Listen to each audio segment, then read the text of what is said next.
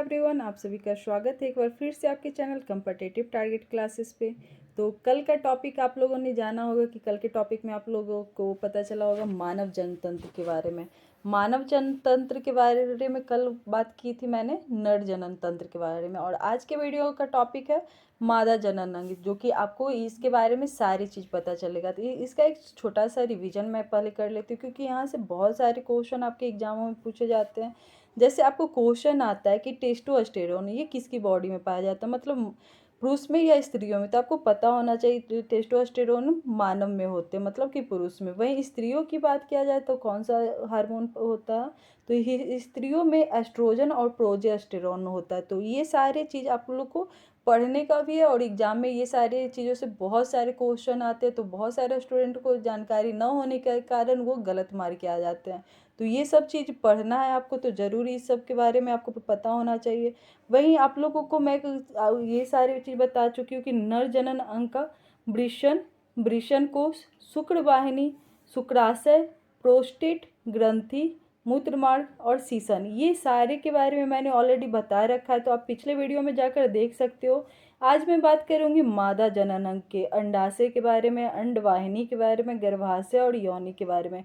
ये सब का कार्य क्या होता है और इसके बारे में विस्तृत जानकारी भी दूंगी। जैसा कि कल के वीडियो वाला मैं थोड़ा सा रिवीजन करवा देती हूँ, और आप लोग को भी पता होगा कि यहाँ पे वो हर एक टॉपिक क्लियर करवाया जाता है जो कि आपके आने वाले एग्जाम में आपको देखने को मिलता है। और ये सारे क्वेश्चन आप प्रीवियस ईयर क्वेश्चन में भी देख सकते हो कि यहाँ से बहुत सारे क्वेश्चन ऑलरेडी आ चुके हैं, वो टेस्टोस्टेरोन से हो या फिर एस्ट्रोजन से हो, प्रोजेस्टेरोन से हो, शुक्राशय से हो, शुक्रवाहिनी से हो, वृषण कोश से हो, ऐसे क्वेश्चन बहुत बार पूछे जाते हैं। तो इसके बारे में आपको पढ़ना भी होगा और सारी जानकारी भी पता होना चाहिए, तो इसलिए मैं ये सारी चीज़ आपको अभी बताऊंगी।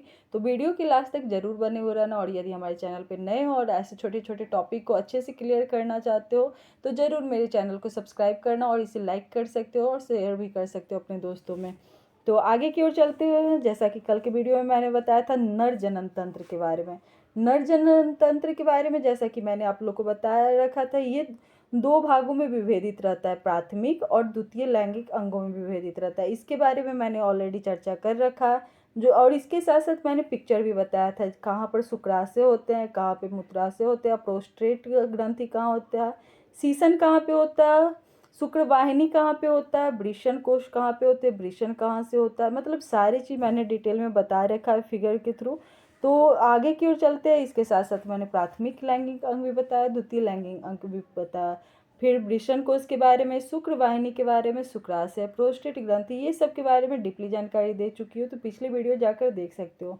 तो आज मैं बात कर रही हूँ मादा जनन तंत्र के बारे में, मतलब कि फीमेल रिप्रोडक्टिव सिस्टम के बारे में। स्त्रियों में भी जनन तंत्र के दो, मतलब कि इस जैसे कि नर में दो भागों में विभेदित रहते हैं, वैसे ही स्त्रियों में भी रहता है प्राथमिक और द्वितीयक लैंगिक अंग।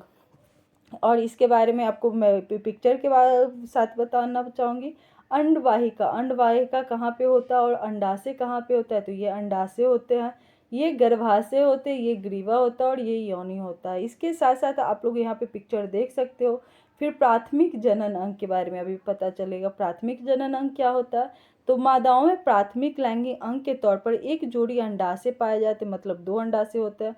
अंडाशयों के दो प्रमुख कार्य होते हैं। क्या क्या कार्य होते हैं, प्रथम यह मादा जनन कोशिकाओं अंडाणु का निर्माण करता है, प्रथम होता है जो अंडाणु का निर्माण करता है। वहीं द्वितीय यह एक अंतःस्रावी ग्रंथि के तौर पर दो हार्मोन का निर्माण करता है। वो दो हार्मोन आप लोग की एग्जाम में पूछे जाती है। ये दो हार्मोन कौन कौन से होते हैं, तो एस्ट्रोजन होता है और प्रोजेस्टेरॉन होता है। तो ये वाला पॉइंट आप लोग रट लेना, क्योंकि आप लोग से पूछा जाता है। तो बहुत सारे स्टूडेंट एस्ट्रोजन को क्या मार के आ जाते हैं कि नर जनन अंग है, लेकिन नहीं, ये मादा जनन अंग है, मादा जनन हार्मोन है, सॉरी।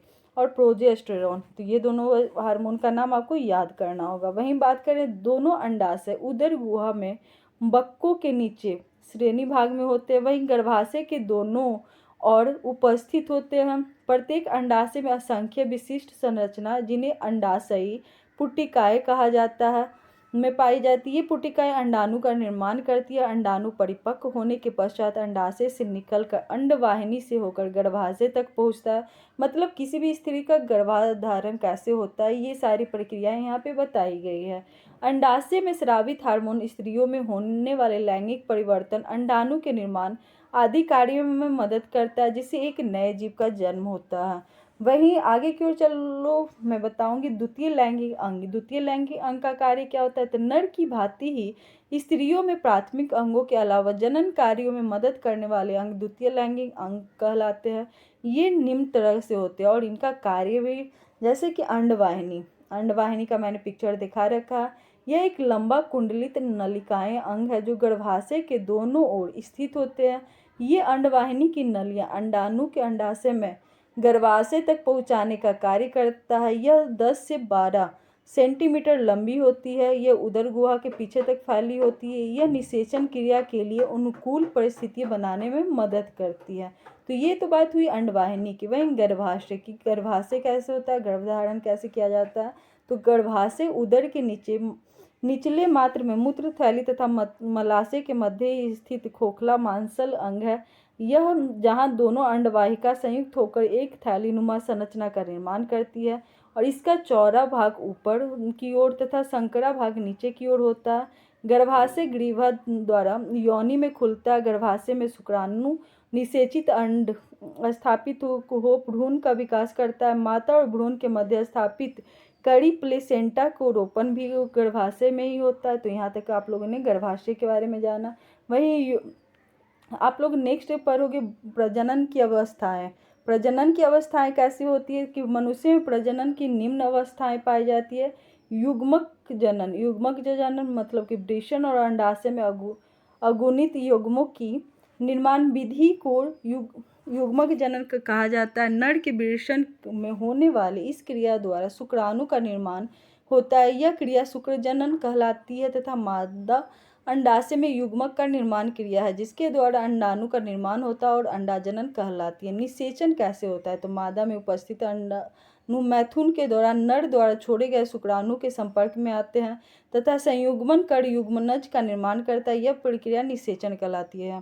इसके साथ साथ विदलन और भ्रूण का रोपण कैसे होता है, तो ये भी मैं यहाँ पे आपको बता दूंगी। युग्मनज समसूत्री विभाजन द्वारा, किसके द्वारा, समसूत्री विभाजन द्वारा एक संरचना बनाती है जिसे कोरक कहा जाता है। तत्पश्चात कोरक गर्भाशय के अंत में जाकर स्थापित होता है। यह प्रक्रिया भ्रूण का रोपण कहलाती है। तो इसे विदलन या भ्रूण का रोपण कहा जाता है। इसके साथ साथ प्रसव कैसे होता है, तो भ्रूण रोपण के पश्चात भ्रूणीय विकास की विभिन्न अवस्थाओं से गुजरता है जो गर्भस्थ शिशु का पूर्ण विकास होने पर बच्चे का जन्म होता है।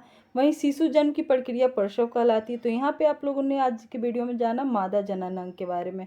तो ये वीडियो आपको कैसा लगा ये कमेंट बॉक्स में ज़रूर बताना। इसके साथ साथ ही ये सारी चीज़ें आपके एग्जाम में पूछे जाते हैं, तो इन सारे इंपॉर्टेंट टॉपिक को आपको जानना ज़रूरी है और ऐसे ही छोटे छोटे टॉपिक को आपको क्लियर करना है तो ज़रूर इस चैनल को सब्सक्राइब करना। तो थैंक यू दोस्तों हमारे साथ लास्ट तक बने रहने के लिए।